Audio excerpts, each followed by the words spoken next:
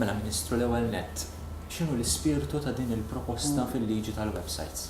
Iva aħna għandna liġi tal-istampa illi saret fl-1975 illi l-aħħar darba li ġiet emendata kien fl-1996, jiġifieri iktar minn 20 sena ilu. Minn 20 sena ilu law twilet l-internet u jekk ikollok taqra l-liġi tal-istampa illum bil-kemm ma taħsibx l-internet ma jeżistix għax mhu msemmi imkien. U allura ħana derinna illi fir-riforma li qed nagħmlu fil-liġi tal-istampa għandna nsemmu l-internet għax l-internet huwa sors importanti ta' aħbarijiet, ta' news, ta' ġrajiet kurrenti. In a nutshell, dan bażikament reġistrazzjoni qegħdin titolbu ta' min hu l-editur tas-siti tal-websites. Xi fisser dan, jiġifieri jkun hemm xi multi. Illum għandna sistema fejn min huwa editur tar-radio, television u gazzetti għandu obbligu li jirreġistra ismu. Jirreġistra ismu ifisser illi sempliċement jgħid minnu l-editur ta' dak il-kamra tal-aħbarijiet.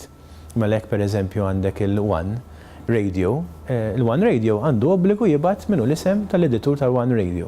Jekk għandek One Television, l-istess ħaġa, jekk għandek il-ġurnal kulħadd, l-istess ħaġa hemm obbligu biex inti tgħid minnu l-isem tal-editur. Dan l-obbligu qiegħed hemmhekk mhux biss għar-radio għat-television imma kif qed anke il-ġurnali u dan l-obbligu ilu hemmhekk minn 1975. U dan ntuża bla problemi. Dan mhuwiex liċenzja, inti mhux tapplika biex inti tingħata permess li jinżillek ismek fir-reġistru, imma sempliċement tinforma. Mela mhux liċenzja, din hija reġistrazzjoni. Issa aħna nafu li fid-dinja tal-lum l-internet huwa sors qawwi ta' informazzjoni, kważi hemm ħafna nies li iktar jaraw il-portals tal-aħbarijiet milli jaraw it-television u ħafna żgħażagħ, ħafna persuni.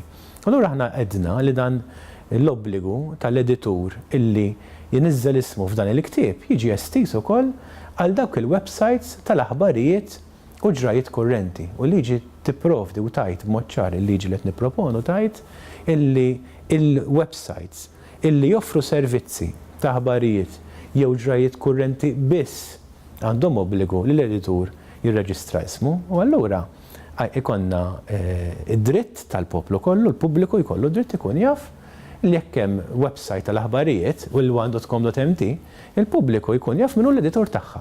Naħseb dan huwa dritt illi l-pubbliku għandu jkollu. Il-kritika li b'din il-liġi se jkun hemm sarima maħal il-ġurnalisti. Iżda fil-verità ħajkun hemm sarima maħal il-ġurnalisti? Le, assolutament. Le, għaliex bl-istess mod li m'hemmx sarima fuq ħalq l-editur tan-Nazzjon pereżempju li ilu reġistrat ma nafx 40 sena mhux iktar. Bħalma m'hemmx sarima maħal l-editur tal-Radio 101 u Net Television li ilhom reġistrati issa iktar minn 10 snin żgur, jekk mhux 15-il sena. Dana ifisser li mhux se jkun hemm sarima żgur fuq l-edituri tas-siti tal-aħbarijiet. Narġa' ngħid dan huwa biss eżerċizzju fejn il-poplu jkun jaf minnu l-editur, minnu l-isem tal-editur wara dak is-servizz l-aħbarijiet online. Huwa speċifikat biżżejjed illi dawk li jridu jkunu reġistrati għandhom x'jaqsmu mal-aħbarijiet. Bispero kien hemm kritika u ħsibijiet illi jekk inti persuna ċittadin biex tikkummenta tirreġistra jew biex ikollok blog trid tirreġistra. Huwa minnu dan?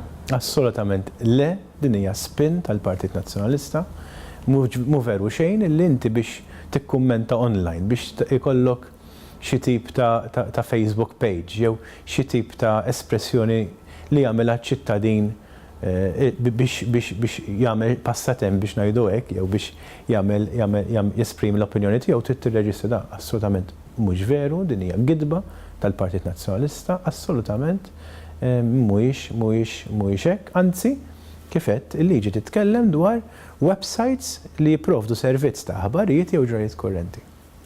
Din il-liġi l-ġdida, is-sors se jibqa' jkun protett? Iva, aħna nafu li s-sors huwa kruċjali u allura għamilna ċara fil-liġi li anke jekk l-editur ma jirreġistrax il-sit jew inkella anke radio u television, il-ġurnalist li jipprovdu servizz aħna nsejħulu awtur fil-liġi. Il-ġurnalist li jipprovdu servizz għandu is-sors tiegħu protett. X'ifisser li jkollok is-sors tiegħek protett?